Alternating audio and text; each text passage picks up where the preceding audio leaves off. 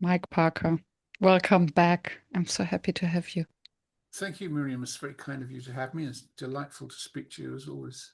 Yeah, and I have the impression that every time we're speaking with each other, unrecorded, it could have been a podcast. Yeah. So I'm glad to finally have you back and to speak with you. Yeah, also for the rest of the audience. Um, and if they're interested in how you started becoming a facilitator or not, they can listen back to our first recording. So you don't have to answer that one again. Okay. That's good because I'd probably give a completely different answer and make a liar of myself in the past. It would also be interesting, actually. Maybe it's a depends on the day whether we want to call ourselves facilitators or not. Yeah. What makes a good facilitator for you, especially maybe in times like air quotes, times like these, where end of 2025. Yeah, I was actually thinking about this, been thinking about this a lot. I think um, the things I identified were empathy, deep listening, Mm. recognizing people's strengths and encouraging them to use Mm. them, allowing things to emerge, creating a kind of safe and supportive environment for diverse people. And that's really interesting to me because we've done a lot of work in the past year or so on neurodivergence and creating things to help neurodivergent people negotiate neurotypical realities Mm. without trying to, without, by the way, I should say, with a definite emphasis on not trying to make them behave as if they're not neurodivergent. Yes. It Which makes I you a think bit is sad that you have to emphasize that. yeah, But, it's terrible, isn't it? but Yeah. yeah. What do you think Um, are most people getting wrong about accommodating neurodiversity in a learning space or a facilitated space? Gosh, well, that's, I mean, I wouldn't, yeah, I'm a bit stuck to know where to start. Let's see. I had a friend whose child was doing a cello course and they were doing online practice and they'd been diagnosed as ADHD. And the tutor actually said, and this is a very professional school, by the way, the tutor actually said, right, we're all ready to go now. Let's just hope we haven't got anyone in the class who's ADHD. It's not very trauma informed. So I think they wrote a formal complaint about that, and there were some changes made. So that's an extreme example of what doesn't work. I think that tends to vary. I think people are tend to be a lot more sensitive, especially if they are doing something like facilitation Mm. or education, because they should really be more aware of those considerations than, say, the average line manager might be. Although Yeah. there's no excuse for line managers not to be aware. But I think mistakes can be just a completely innocent lack of making adaptations for people who may be neurodivergent in the setup of facilitation. So, for example, even really basic things like um, you're very welcome to this session. You don't have to be on camera if you don't want to, so you don't have to worry Mm. about that. And if you don't feel like speaking or you don't want to go into breakout rooms, that's also absolutely fine. Let me know and I won't put you in a breakout room. You can do whatever you want. We can chat or you can just do nothing for a while. Yeah. So to create options and the opportunity to opt out. Yeah. Mm. Create the opportunity to opt out, but also make people feel completely comfortable about being who they are.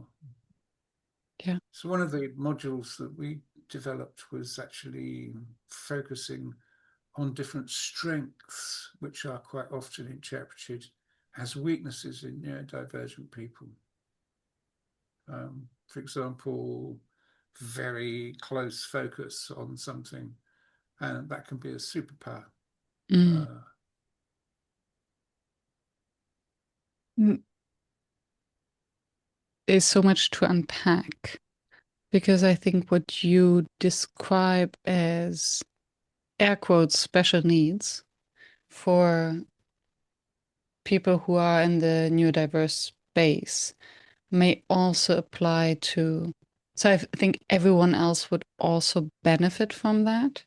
oh, I'm so glad you said that because I was about to launch into my favorite book of the year in the past year, which is by Ludmila Praslova and is called The Canary Code. Hmm.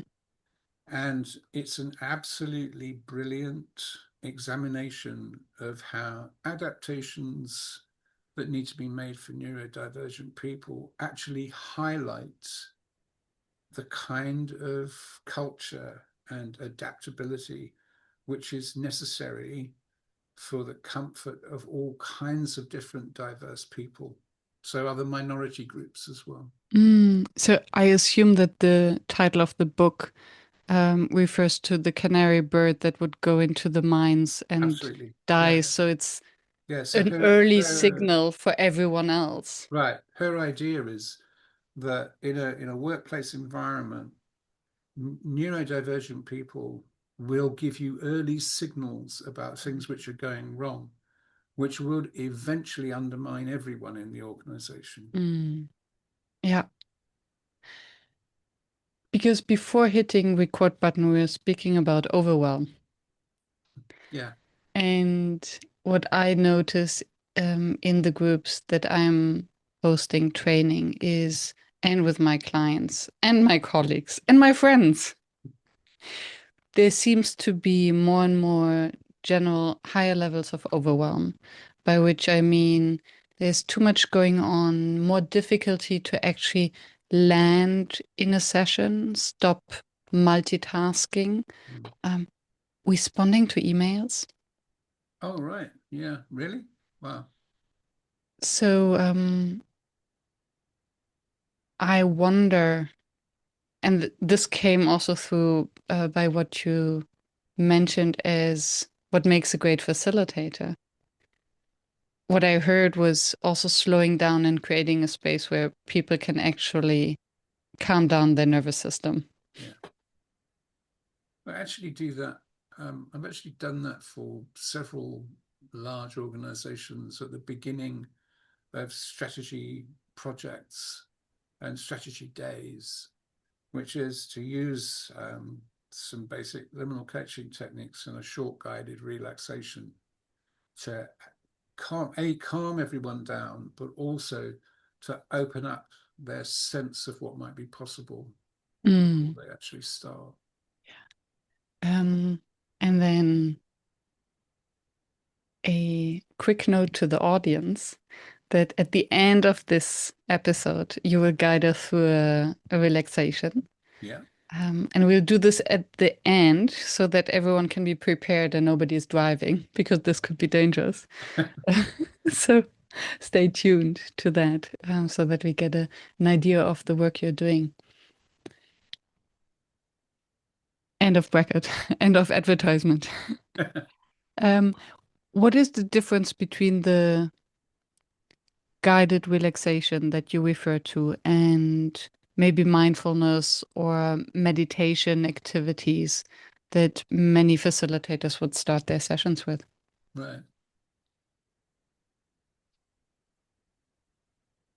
Mindfulness as the term that I think, first of all, I think it's important to identify that there are two different uses of the term mindfulness. So, in the work of um, some people, mindfulness is used in the classical dictionary sense of meaning to be mindful about something. So Dan Siegel, in his book on mindfulness, is actually talking about being mindful in that sense and being aware of what's happening in your body as being an index of what's happening with your emotions. And he talks about that as proprioception, the Hmm. ability to feel what you're feeling inside, which is a completely different thing to the practice of mindfulness, which is derived from Vipassana meditation, was popularized by John Kabat-Zinn, as I'm sure you know. And um, that is an active cognitive activity. You have to actually focus and concentrate on that, and you have to do specific things with your mind while that's happening. Mm. And for a lot of people, that's for a lot of people, especially if you're ADHD or something similar or neurodivergent in another way, that can actually be completely impossible. Hmm. I'm not going to sit somewhere for no, not happening. I'm not going to sit somewhere for 20 minutes thinking about thinking about my thoughts and feelings. No, no, because it's just one big, huge, constant explosion of ideas and thoughts and images and stuff that happens anyway. So this would lead to overwhelm and I think it stress. can do. In some cases, mindfulness practice is counterindicated for particular kinds of people, and it can well, it can lead to the emergence of like a very powerful subconscious material that they're not actually ready for Mm. or necessarily going to be able to handle easily. And so, in its original setting, in the Vipassana meditation setting, in Tibet, I think where it originally came from, there's a whole psychology around it, and there's support around all those things that happen. And I think that you'll find that there is in Buddhism generally. I think I'm right in saying, and I know John Kabat-Zinn himself is actually concerned and somewhat skeptical about the commercialization of mindfulness. Mm. So there's actually a great book called Mindfulness, written by Stephen Purser. I think it's Stephen Purser. The last name is Purser anyway. And it explores the way in which mindfulness can be deployed in large Western organizations as a way of avoiding dealing with environmental and structural issues in the company itself. So you transfer the responsibility for dealing with say, the toxicity of a work environment to the individual. Mm. Basically inviting them to surrender. Oh, if you're just mindfulness enough, you can push through the stress. Yeah, something like that. It's like I think he described it as being self-soothing. Mm. Yeah. So you're encouraged to absorb all the stress and negativity without there being any question about looking at its sources in the workplace environment and deal with it internally as an internal thing and use up a lot of emotional and psychic energy doing that. Mm. And then it's basically silenced. Effectively, yeah. And I don't think that's I think potentially, I'm not saying that it's not incredibly useful or incredibly helpful, because it is for many people, and it's a great discipline if you can do it, I think. But the difference between that and guided relaxation that we use is the specific way it's set up and the instructions around it, which are basically, with guided relaxation, we say, okay, you now have a period of time where all you have to do is completely relax and drift and dream. You can think about whatever you like. You can follow what's being said if you want to, but you don't have to. And you can even have a nap and it will still work okay. Mm. And I've had really a large number of people who have said to me, "Ah, oh boy, I can't tell you what a relief it is to hear that and how great it is just to be able to know that I haven't got to worry about whether I'm following it or not following it or anything else." And then you find that in those circumstances, people get really, really relaxed.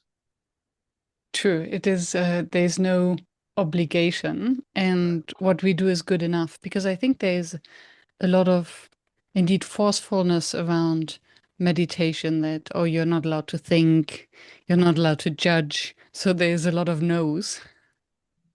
Yeah, and Um, there's a lot of I think there's quite a lot of commands as well. Like mm, you need to bring your thoughts back to your breathing yeah, again, yeah, or however yeah. whatever And the I, particular practice is. yeah, I must say Um, that I'm a Vipassana meditator.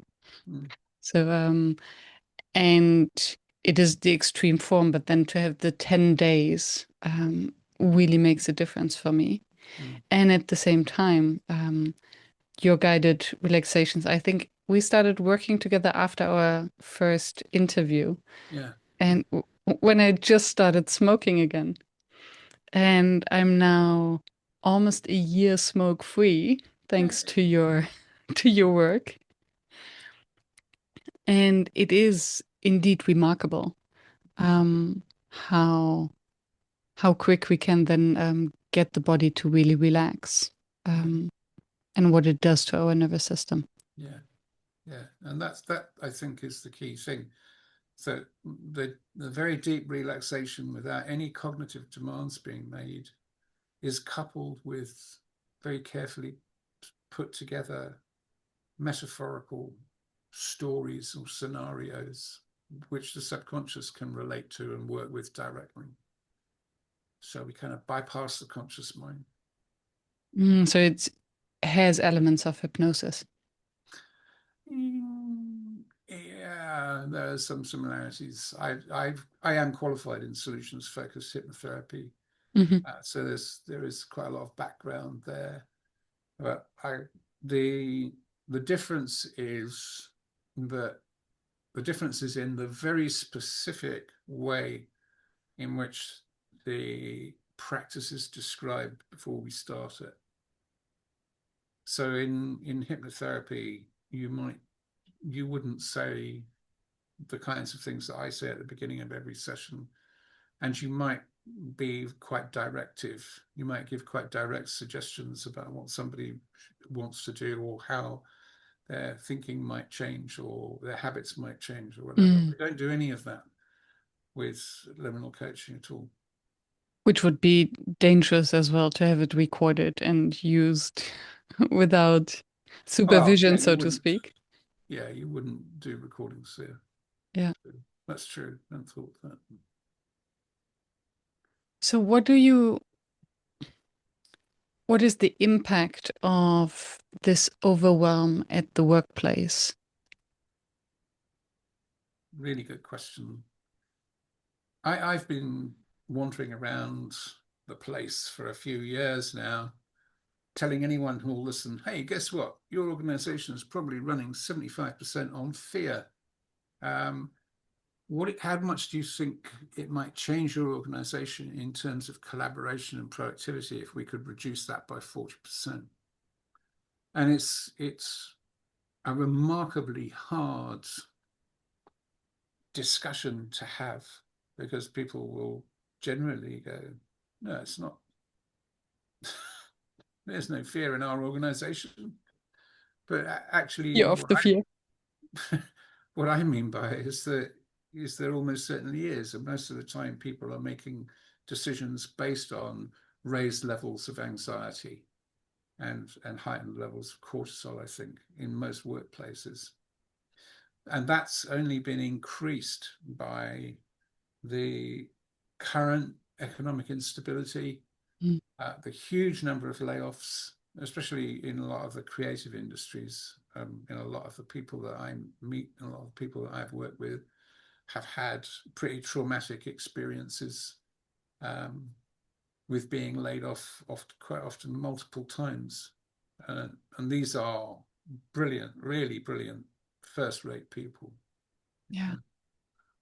And what I then see, and I've experienced this happening, the more pressure there is and anxiety to make a mistake, the more focused we are on getting things right, so the more tense we are, Yeah, so the less spaciousness we have and the less space for creativity, so the more mistakes we make.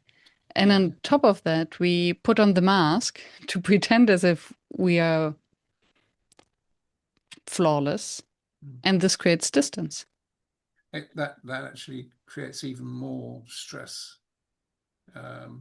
And fundamentally, it's pretty simple what happens, really.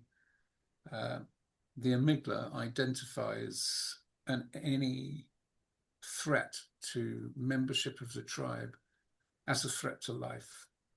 And that Mm, is so fundamental. It goes back probably, I don't know, millions of years, probably. To be cast out of the tribe was a death sentence in the past. Maybe not so much now, because there's so many more of us and there's so many different types of situation that you can just about survive in. But still, that doesn't make any difference. If you are embedded in an organization and it's your survival mechanism, it's everything really. It's how you eat, it's how you pay your bills and everything else. And suddenly that goes, then that feels like a survival threat. And one of the problems is, I believe, that the majority of people in most organizations are nearly always that's in the background of their mind. mm, That I've got to make sure that I continue to prove my validity or I risk getting kicked out of the tribe and then I'm going to die.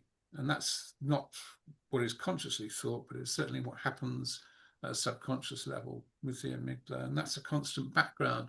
So the more insecure, the more you exacerbate that feeling, the more you create situations where that is activated and stoked, the higher the levels of anxiety are. And cortisol is a really, really interesting thing because it actually acts to shut down the higher brain and the solution creation centers of the brain.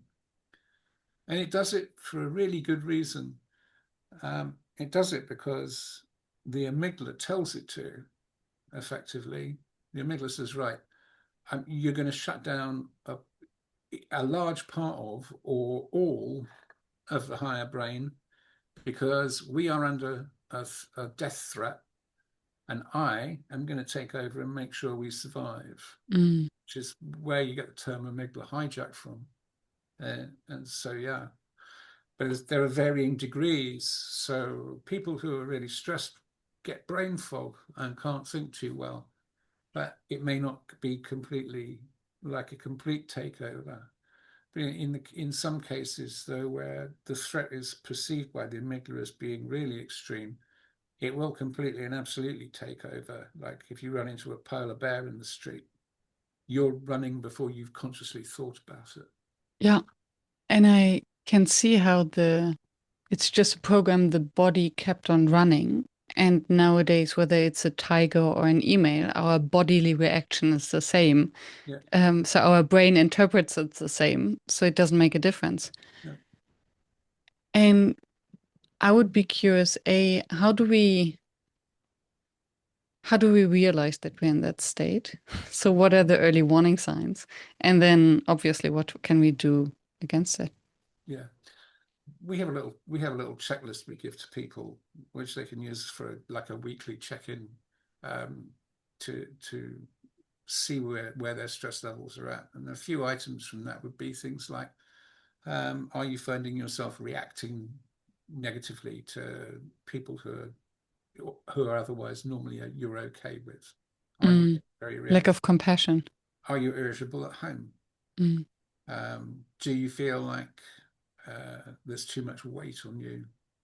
Are you sleeping badly? They're pretty simple signs, but they're all there. yeah. And I remember, so that was this time last year when we spoke. I was not in a good place. I just started smoking again. I slept 10 hours and I have this smart watch that measures my body battery when I wake up. Yeah.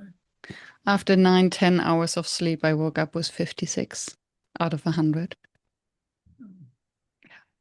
Um, so yeah, I can really relate to that. And I think what we observe then at the workplace and what I hear, I train a lot on feedback, Mm. how to give feedback and how to go through conflictual situations or how to have challenging conversations. And I notice that there's overwhelm, high degree of stress when there is no capacity to even consider that there might be another side to the story. So Yeah, it's us against them. yeah, They're not keeping the deadline. So, and that's why I have to do their work. So they are doing this intentionally to harm me. Whereas as soon as we relax, we got some good sleep and a good time with someone, we're relaxed. Suddenly we can laugh about it, how silly this is. Thinking that our colleagues would um, harm us or yeah, do something just to annoy us. yeah. A lot of the time it's silly, but sometimes it isn't silly, and occasionally you get a really toxic person in Yeah. a quite a senior role, and they can do untold amounts of damage in a really short amount of time. Mm, thank Professor you. Yeah. Bob Sutton has actually written about that at length, and he's from Stanford, and his book is quite well known. It's called The No Asshole Rule. Mm, interesting. I like the title and now I'm very curious. It's how to survive a toxic workplace, and it has like some basic things that you can do if you're in a difficult position. Yeah. Hmm. And Thank you. hopefully, though, that doesn't happen so nearly so much as it did 10, 15 years ago. No, I still hear some pretty bad horror stories. So. Yeah. Yeah. That's true. And so when we are on this checklist and we're like, oh yeah, I'm maybe more irritated than I used to be. Maybe the weight on my shoulders feels a little bit heavier and I do sleep enough hours, but I still not Mm. relaxed. What can we do? Well, I recommend for people to use a guided relaxation each Mm, night while they're going to sleep. And it doesn't have to be mine, but something similar. Not necessarily a guided meditation, which is a different thing, as we discussed. That may require too much concentration, or people may feel like they've got to follow it, or they're being instructed to be in certain states or whatever. But a guided relaxation may actually just work to have soothing music on when you're going to sleep. But there's good peer-reviewed research out there which shows that doing that will increase the effectiveness of your own REM sleep by up to 4 times over. mm, So your natural REM sleep is when your default mode network becomes more active and it gets busy processing stressful memories, and it also gets busy helping to create solutions to very complex problems. It's also implicated in creativity, amongst other things as well. So there's an awful lot happening when you're in your REM sleep. ah, Um, mhm. but it uses a huge amount of energy. So the more effective you can make it, the better.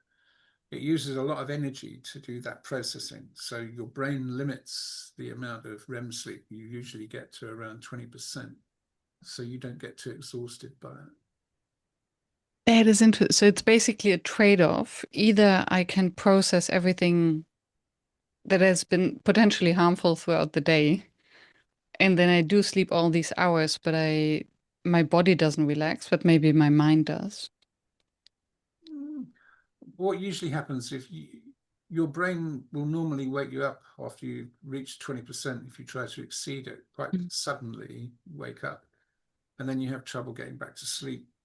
But if you do succeed in exceeding the 20% limit and you stay in REM for much, much longer, you can have 10, even 12 hours sleep and wake up the next morning still feeling completely exhausted because you haven't had enough D-wave sleep to do all the DNA repair and flush the bad chemicals out of your brain and stuff like that. Mm,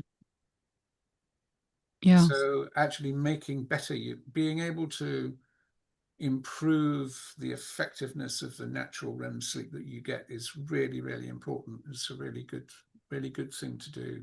And um, doing simple things like listening to something very relaxing while you're going to sleep, and even um, writing down your a little list of things which have been good during the day, Mm. and then what it would be like to wake up to a great day tomorrow morning. Just a short list of those things just before going to sleep. Mm. That can really help. Yeah, I heard about that. Many brain scientists actually speak about I, I put it in air quotes, law of attraction, because it's often used for woo-woo spiritual bypassing Yeah, um, language. But that if we tell our brain very specifically what we want as an outcome, that unconsciously it will do whatever is necessary to actually achieve that. yeah. It changes all the filtering that happens at the subconscious level. So it starts filtering for all the opportunities to actually make happen what you have visualized and focused on. Yeah. Really, I think I can't remember where I saw it, but there was a really good example of an experiment they did where they invited two groups of people to participate in an experiment. They told them to come for an introductory interview. The participants didn't know that the introductory interview was actually the experiment, Mm. but the participants had been pre-selected to for people who were like pretty positive and enthusiastic about life, and people who were actually a little bit depressed or negative. Okay, and I think that they had actually left a 25 or $20 bill on the floor of the interview room, right by the Mm. chair. And of the people who were like pretty positive about things, I think 75% of them noticed the bill and picked it up and got to walk out with it. And of the others who were suffering from mild depression and more negative, 25%, I think it was, actually noticed the bill was there. No, so we don't, so when we're in this state, we don't even see the opportunities that life has for us. We may not, yeah, indeed, we absolutely may not. So it's really, it can make such a huge difference, Mm. such Wow, an enormous difference. Yeah. fascinating. And when working with, in our, we're drifting a little bit because in our exploration call, we were talking about emptiness. Oh, okay. Yeah. And this is too much of a shift. It's not drifting. We're not drifting that far, really, because if you think about it, being able to empty out Mm. your accumulated stress is creating space for more positive possibilities. Mm. Oh, yes, of course, because thank you for the reminder. Because I was so focused on the groups and the participants and the poor employees we're dealing with who are so stressed and overwhelmed, and forgot that we're actually also part of the group. Yeah. And what happens when we are overwhelmed and stressed? And maybe that's a good segue to to get into the emptiness and focus on the facilitator. Because when we are in a good state and have a group of overwhelmed participants, what is there that we can do?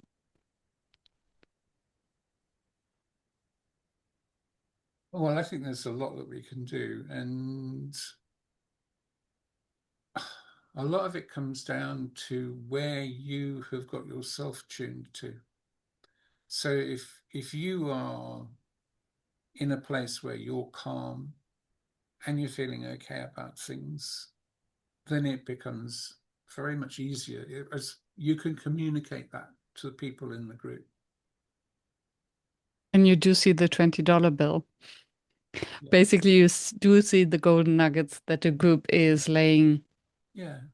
Mm. So I, I think quite often we miss really simple opportunities in this respect.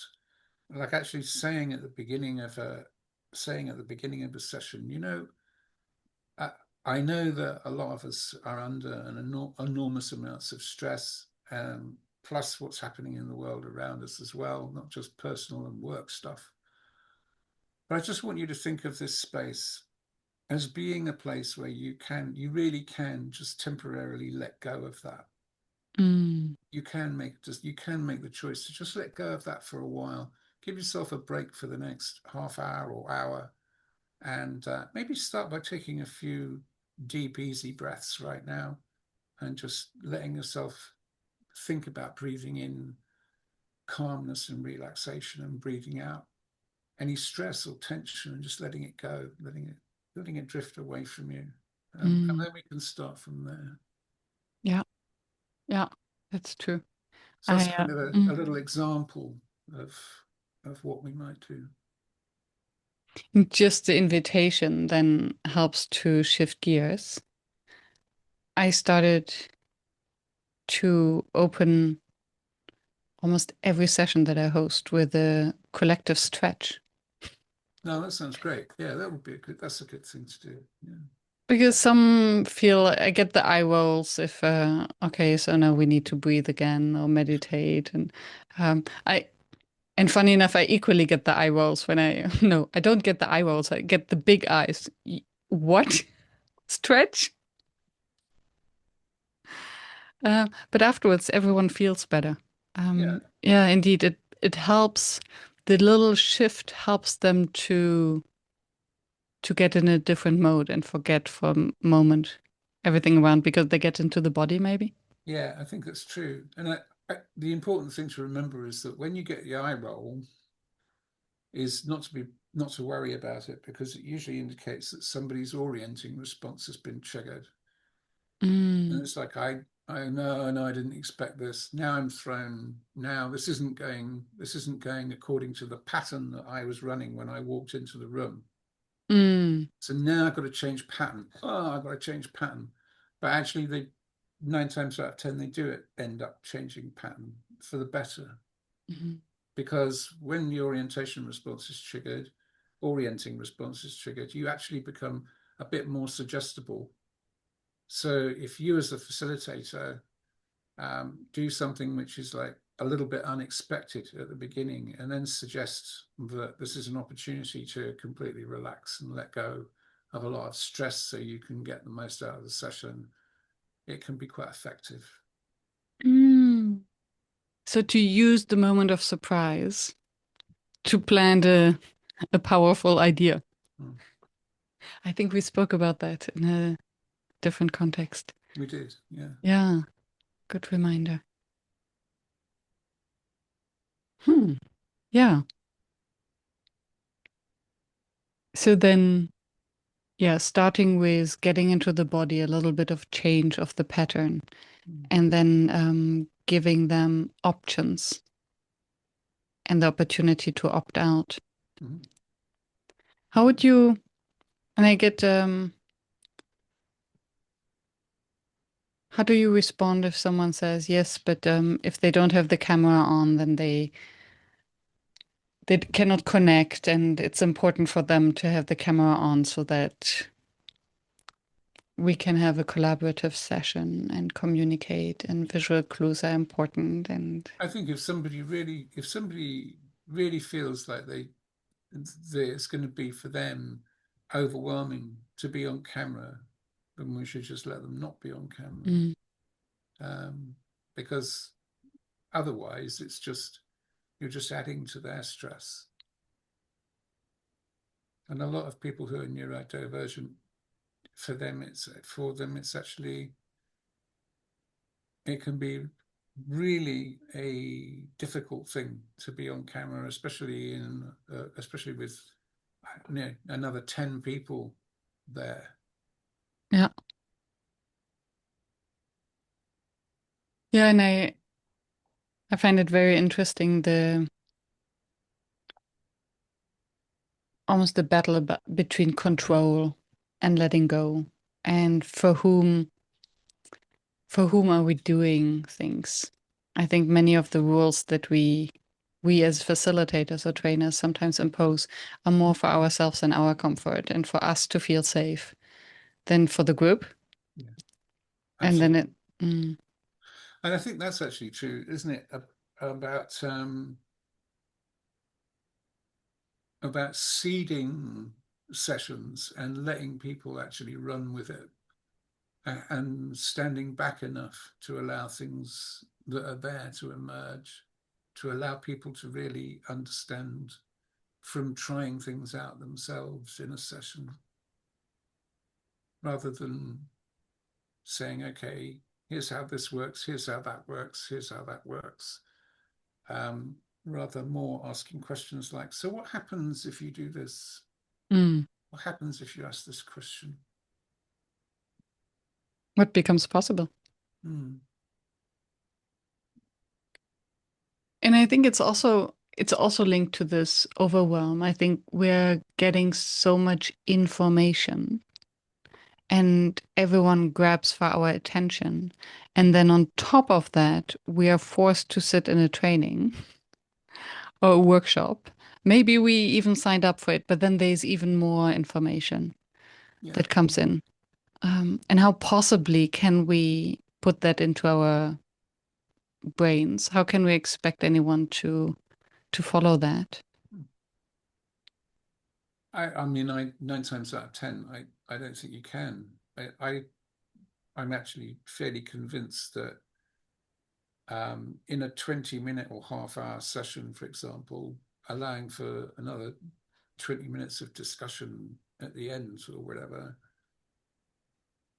effectively communicating 3 or 4 significant ideas which really land with people and allow them to see new possibilities or new ways of doing things is probably about the limit.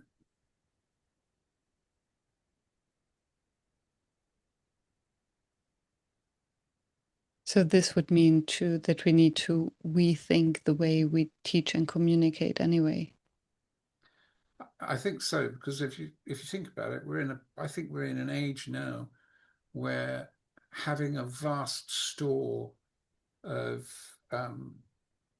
what I call lexical knowledge, or like things that you could find in things that you could find in a reference book, things that you could look up in a few seconds, having a vast store of that, and trying to um, pass that vast store of accumulated ideas and knowledge across to somebody else is probably not really where we want to be going now Mm. in this period where we are. Because honestly, I think that the amount of knowledge and the amount of ideas and perspectives that we've created in just the past 30 years make it absolutely impossible for somebody to cover off a synthesis of all of it anyway. So what is our purpose here in facilitating or teaching, if you like?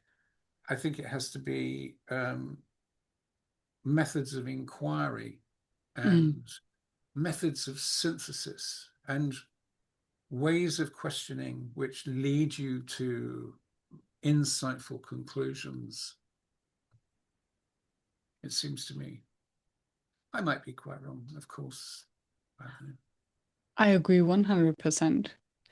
And then again, think that in order to, because all of that, what you just cited, requires spaciousness.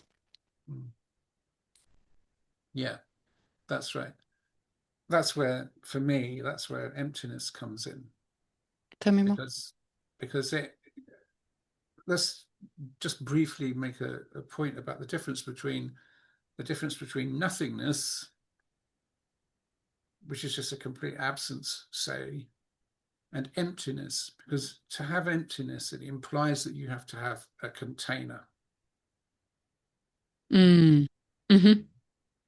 So the container I think of as being, for example, a question, I think, is a container, an empty container.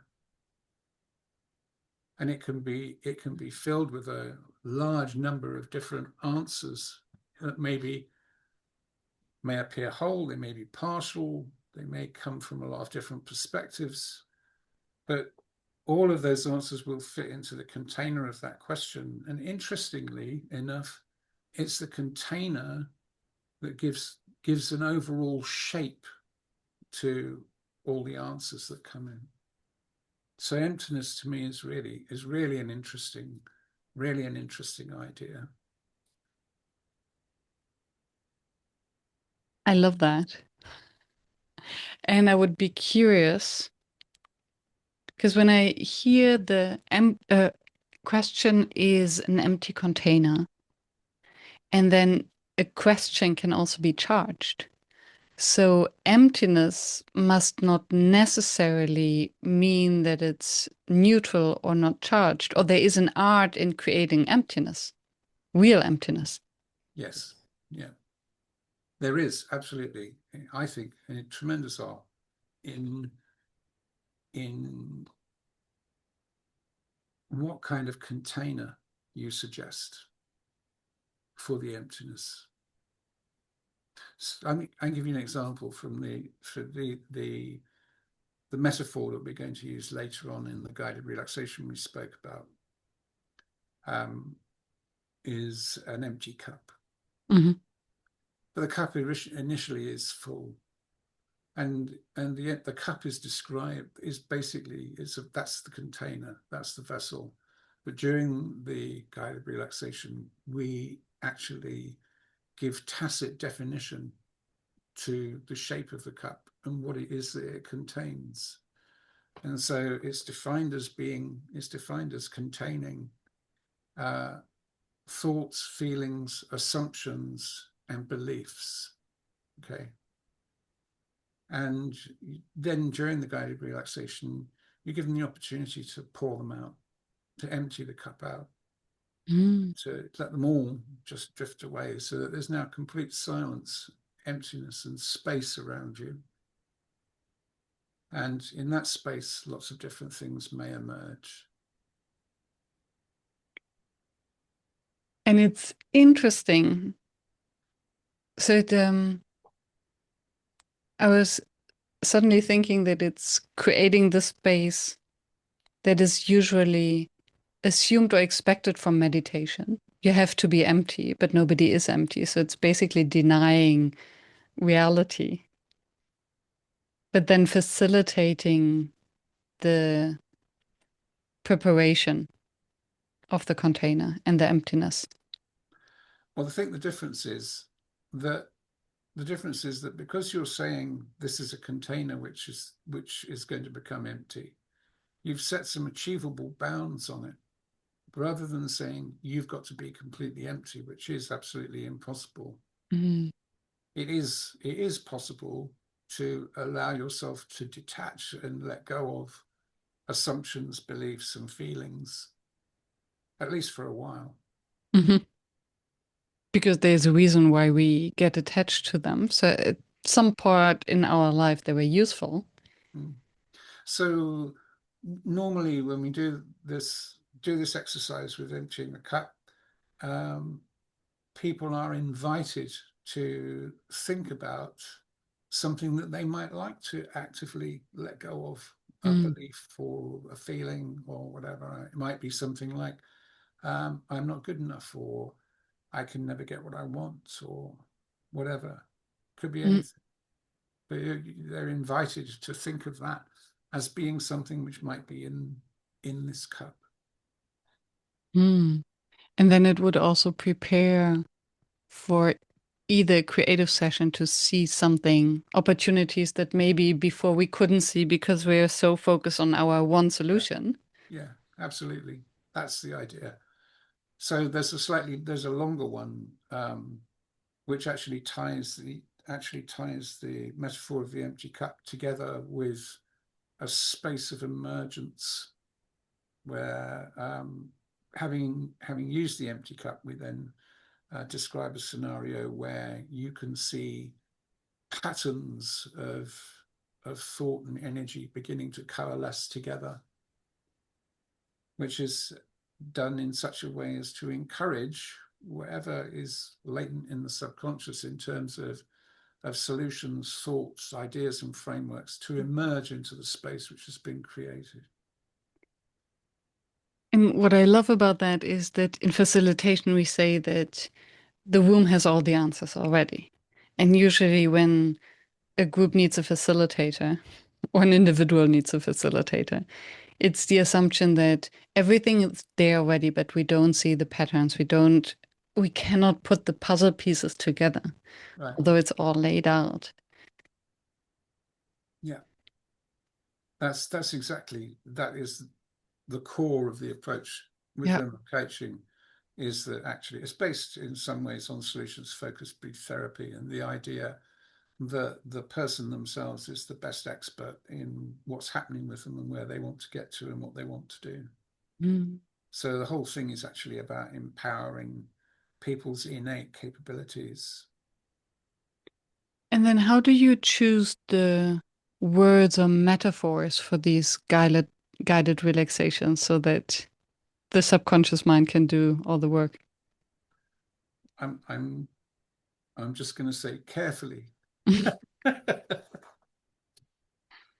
Well, and that's where I think that's where a lot of the work is, a lot of the work and thought and skill goes into actually working out what's going to work for a particular sphere of thinking, a particular domain of interest. So to give you an example, it's well known in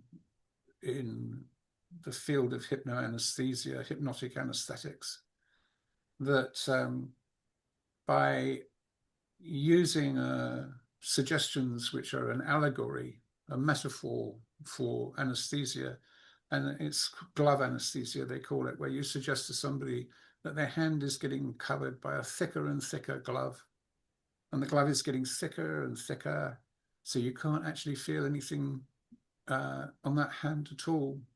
And after a reasonable amount of suggestion in a relaxed state, then you can stick needles into someone's hand and they won't feel it. So that's how powerful metaphor is. Mm. There's a hospital in Liège which specializes in hypnoanesthesia for people who are allergic to ordinary anesthetic and stuff like that. So the reason I mention that is because it's a very good example of how metaphor works.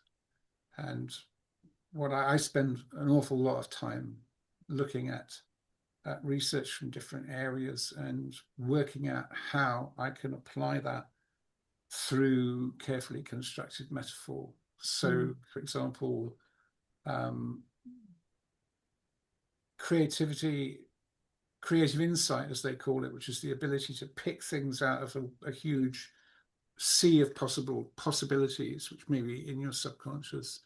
Creative insight is you have, I think, at least 3 or 4 different large neural networks are working at the same time for that to happen. It includes the cerebellum network, which is our sense of space and motion, the semantic network, which is like language and stuff, the default mode network, which is largely responsible for producing the huge amount of possible stuff, and the salience network, which is responsible for working out which parts of it are going to be useful. And they are all more active during creative insight. So I would take that research and create a metaphorical scenario or a metaphorical journey in a guided relaxation, which specifically focused on activating those networks together at the same time in a scenario where somebody is actually picking ideas that will help them to solve the problems that they're working on out of a vast sea of possibility. So Mm. that's an example. So, and I hear you say a vast sea of possibilities. So there would be water involved, and There's there always would be. there's water involved in all of them. Right. What is the magic of water? The fluidity, the. It's got, it has so much vast symbolic value, doesn't it? after all, we're 85%, I think 85% water Mm. as beings ourselves.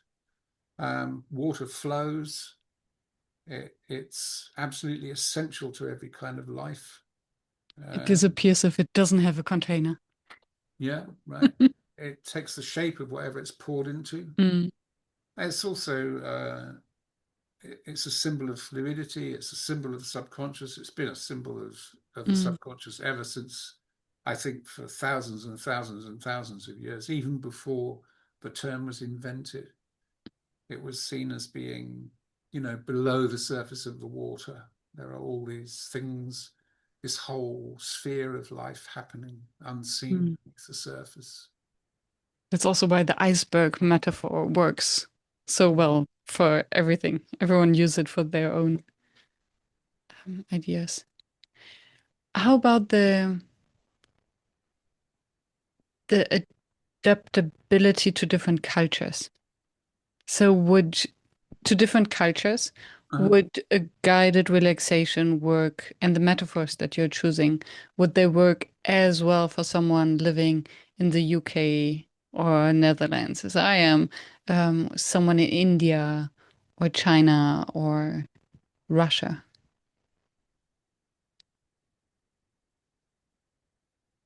yes, mainly they would, um, because they're pretty much archetypal.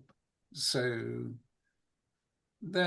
I think I've worked with people from a large number of different backgrounds. Of course, they are in English, so that's a limitation. I did have somebody who wanted to translate them into Spanish, but I don't think they ever got around to it. Uh, Mm, that's a really interesting question, but actually, the metaphorical value, if the metaphor is understood at a subconscious level, then it's going to work. mm, So you might come from a country where you don't have a lot of oak trees, but um, that doesn't really stop the image of a forest of oak trees from working, because you probably know what they are at one level or another. And if you don't, then you just latch onto tree. And tree is the tree as such is such a fundamental symbol that it goes mm. back in every culture. You have the idea of the world tree, for example. Yeah, interesting. So they're globally, yeah, valid metaphors. I think so, yes. So it's I think related to nature, basically. metaphor is global, Hmm. because I think I agree with Lakoff in his conclusion is that actually metaphor or pattern matching is the fundamental core of how we think and reason and understand anything. And I think it's like a universal language. Having said that, I think there would be problems with, I, I wouldn't be comfortable trying to work with somebody who didn't have a reasonably good grasp of English. Mm. Uh, I don't think it would be fair, really. And is there a risk involved? So if either someone misunderstands the metaphor or someone misuses a metaphor, A risk in what sense? risk of instead of calming the mind, agitating it, planting anxiety. Oh, I see.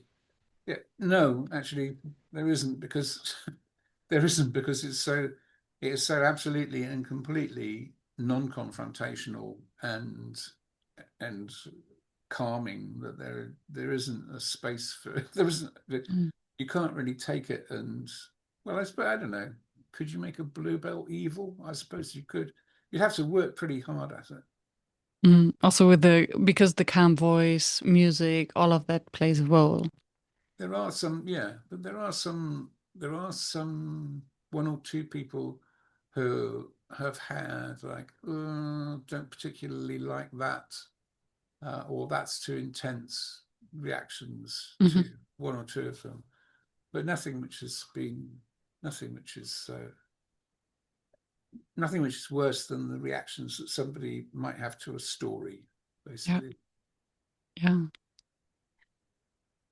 So you will guide us through a relaxation in a bit. Happy to do that. Yeah. Yeah. Um, and maybe we can unpack it afterwards a bit. Would that Very make happy to sense? do that too. But as we're going to do that, I think it would be great if we could invite the audience to do a little bit of preparation or priming for Mm. doing the guided relaxation. So I've mentioned, as I mentioned before, perhaps they would like to write down a belief or a thought or a feeling that they would actually like to let go of before we start doing it, and have that in mind when we do it. Mm.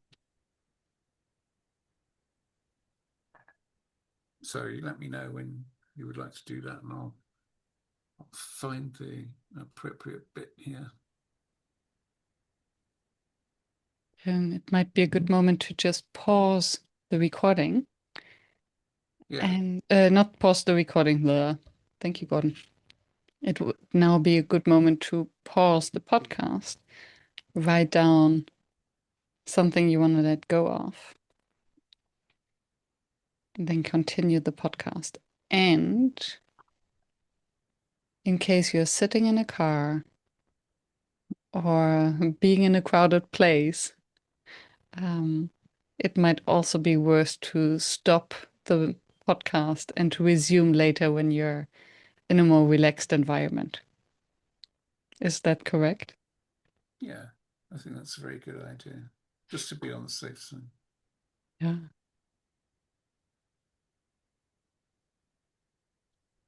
I'm wondering that I want to write down something that I want to let go of, Okay. right? Since we're doing this.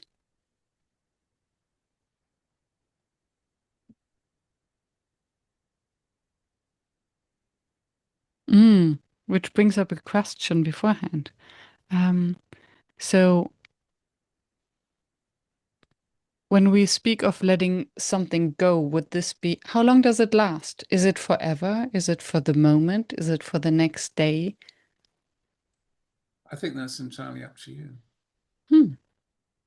It could be for as little or for as long as you like, I think.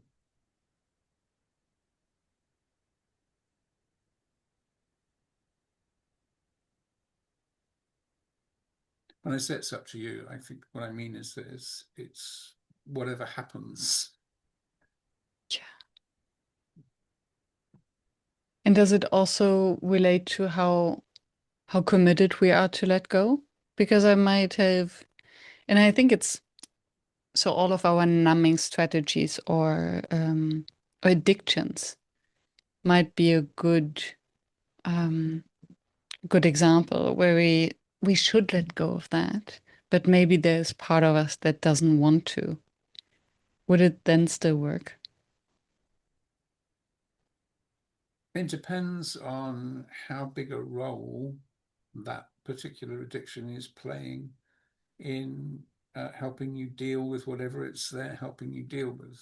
Mm, So usually those things are in place because at some point they have actually helped you to survive or helped you to cope or yeah. whatever. So if they're no longer helping you cope, or the situation is not the same anymore, then it's probably okay to let go of them, and they'll probably feel okay about being let go of. Mm, If something is still it's still providing a function, a protective function, then maybe not so much, but interesting. perhaps to some extent, or perhaps it actually starts an internal dialogue with that particular part of ourselves. So we can see that, yes, quite a lot of it went, but perhaps not all of it. And then think about, well, that's interesting. I wonder why that is. Then, of course, you can always go back to the same place, to the same imagined scenario, and do it again Mm. with different things for as long as you like, as many times as you want. So now you have the recording. Yeah, there you go. And if you want the real thing, we put your contacts in the show notes. That'd be great. Because I think maybe one anecdote, and I don't have an affiliate link from Mike. Just um, I think the very first time we did a guided relaxation, I remember that before we met, I was sitting on the balcony smoking a cigarette and thinking to myself, I only hope that he's not asking me to quit smoking because I don't have the capacity to it. Um, and then we did the relaxation, and I remember afterwards smoking another cigarette and thinking, why am I actually doing that? And I think it was the last cigarette for several months. Mm. Um, and then I got back into it because of, yeah, severe stress. And then we had another session where you actually applied, I think, more of hypnotherapy methods. Mm. And since then, not a single cigarette and not even the desire. That's great. That's good. Yeah. So, yeah, so sometimes even if we don't want to, it happens. Well, I think at some level, you do want to, because at the deepest level, you know and you sense and feel that it's not great, it's not good for you, and it's not really where you want to be. So, what all of this work aims at actually connecting with, releasing that part of us that simply wants to be as whole as possible and as well Mm, as possible. And I think that at the deepest level, we all have a fundamental drive to being well and being whole. yeah, So it's kind of tapping into that, really. yeah, good. Enough distraction. Back to Okay. work. Okay. Should I begin? Yes, please. Okay. This is called a liminal moment. It's just a moment in time, a few minutes, where you can completely and absolutely relax, let go, drift and dream. You don't even have to follow what's being said if you don't want to, though you can. You can think about whatever you like. You can even have a short nap, and it'll work just fine. But maybe start just by relaxing every single muscle as much as you can. Take a deep, relaxed, easy breath in, breathing from your stomach, and slowly exhale and let all tension, stress, and anxiety just drift away from you completely. There's really nothing to do. Just follow the drift. And you find yourself now walking slowly along a forest path, feet soft on the earth, trees opening around you. Soon you come to a rocky hill in the wood, still covered in trees, with the sunlight flickering down through the leaves. There are a set of 10 steps leading up the hill, and to one side of the steps, a stream runs down and empties into the lake. You can see from where you are that the lake also has an outflowing stream on the other side. You can hear the soft tinkling of the water running down beside the steps, and you can smell the moss and the waterweed in the bed of the stream. You decide to walk up the steps, and I'm going to count the steps as you walk up them now from 1 to 10. 1. On the first step, you feel lighter. 2. On the second step, you breathe in clarity. 3. On the third step, you let go of any tense thoughts and feelings. 4. On the fourth step, you feel a lightness in your step. 5. You notice how the sunlight seems more crystal golden here. 6. On the sixth step, you're just drifting up the steps. You might even be flying a little. 7. On the seventh step, you see leaves floating past on the stream. 8. On the eighth step, you feel your whole body and mind is filled with freshness. 9. On the ninth step, you feel deeply peaceful, content, and free. 10. On the 10th step, you find you've come to an opening in a rocky grove ringed by trees with one large flat stone in the centre. There's a spring coming from off to the right, which feeds the stream running down the side of the steps. And on the huge flat stone, there is a cup. The cup is extraordinarily beautiful. It's made of gold and crystal, with many fine designs chased into both the gold and the crystal. You walk over and you pick up the cup. It is big, but it's not too heavy. You look into the cup, and there you can see many swirling figures like miniature people, and you can hear a great mixture of sounds and voices. And the sounds that you hear are assumptions. The voices are opinions, and the swirling figures are the emotions and feelings that shape and colour those assumptions and opinions. And perhaps also you can see in that cup that thing that you would like to let go of now. And these opinions and assumptions, they could be yours, they could be other people's, they could be a mixture of both, plus the thing that you would like to let go of. But the water in this cup bubbles and boils with the ferment of the thoughts and feelings and ideas that it holds. And you take the cup now, and you walk over to where the stream runs down the side of the steps, and you empty it into the stream. And all the voices and the swirling figures and the wild sounds are carried away into the distance, down to the lake, and from there down to the sea. And a great sense of quietness and peace descends upon the grove. You see clarity now as you gaze into the empty cup. You notice the beauty and the intricacy of the form, but you understand deeply the usefulness of the space within. And it occurs to you how wonderful it is that this cup can be endlessly filled and emptied, capturing and transmitting life and knowledge in a constant rhythmic flow. And here, in this place of stillness, you sense the capacity for the new, breathing out to breathe in, letting go to take hold, forgetting in order to perceive anew. And you just let the calm, the clarity, and the silence fill you completely for the next little while.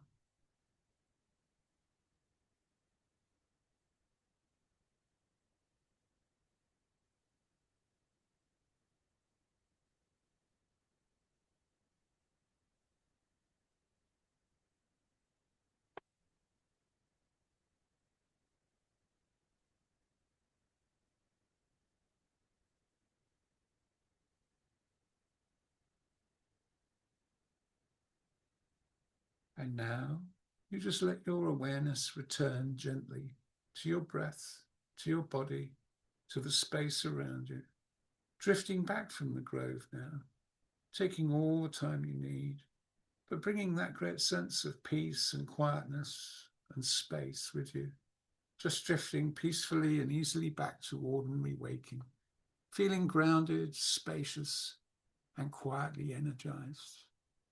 And as you come back from that, you might like to just stretch or clap your hands or clap your knees just to make sure that you're fully back and fully awake. Clap, clap. And that's it. That's a 6 or 7 minute liminal moment. Beautiful. Thank you. I didn't know how effective it is in such a short time. I know. I was interested to discover that myself when we first started doing them. And we ran a few focus groups, and a number of people said, "Wow, I didn't realize that we could get that deep in such a short time." Yeah. And I can also see that it, even if we don't know what we want to put in the cup to let go of, all the voices and all the feelings, there's so much already suggestions in there. Yeah. The thing is that all the voices and all the feelings is it's enough to indicate what kind of thing, Yeah. but it's general enough and not prescriptive. Mm. So it allows people to fill in what it is with whatever they need. Yeah. And what I find fascinating in this, um, to come back to what you said earlier, the difference to guided meditation is, and especially for those who might have difficulty have to visually think and imagine, the pictures are so abstract and sometimes so confusing. Or like, wait, what? Which really helps then the surrender to the relaxation that the mind is like, I'm out of here anyway. I don't Yeah, follow you. that's I cannot follow what you're saying. yeah. That's actually that is a kind of slightly a hypnotic technique. It's also used by lots of politicians and advertising people. Mm, If you if you talk if you talk in a way which sufficiently disrupts the conscious mind, right, it will give up trying to censor it and then just let it flow in. mm. Which is beautiful for guided relaxation, which is very dangerous for political parties and It advertisement. absolutely is, and your listeners might be interested in stepping back and observing from time to time whether politicians or whoever are using a lot of word salad and are actually deliberately not making sense. And then after a certain amount of time of not making sense, they will suddenly punch in something they want to say, like all our problems are immigration or something like that. I mean, there's just one person that immediately comes to my mind using word salad and then throwing out very clear messages Yeah. um, that are, yeah, I toxic think and there are probably quite a few people who do that, but yeah. it's an interesting thing to watch out for, Mm, because it can really help you to stand back, step back, and have a little think about how you might be being manipulated. mm. Thank you for that warning and little homework. You're very welcome. It's always a pleasure to speak with you. Yeah. And I've always one question on the podcast is what is your facilitation challenge?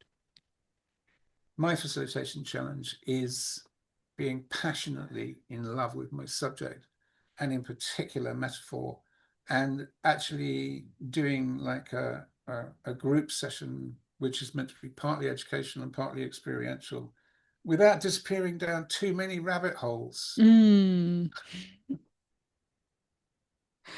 yeah. There's a very old English novel called Tristram Shandy, which is, I think, I can't remember when it was written, 1640 something or something like that. It has the concept in it of this guy getting on his hobby horse, and so I think that's something we all have to watch out for. Yeah. It's always well intended. Oh, this is so interesting. I must tell you about this as well, and that, and this. Yes. Guilty. Guilty. Yeah. Uh, Good one. Thank you so much. I had Thank you. another question, but I forgot it, and I'm sure we'll have another opportunity. No problem. So I put your all of your contact details in the show notes, and it's liminalcoaching.com. Yes, liminalcoaching.com. Yeah. Wonderful. Mike Parker. Always a delight. Thank you so much. It's a delight to speak with you always.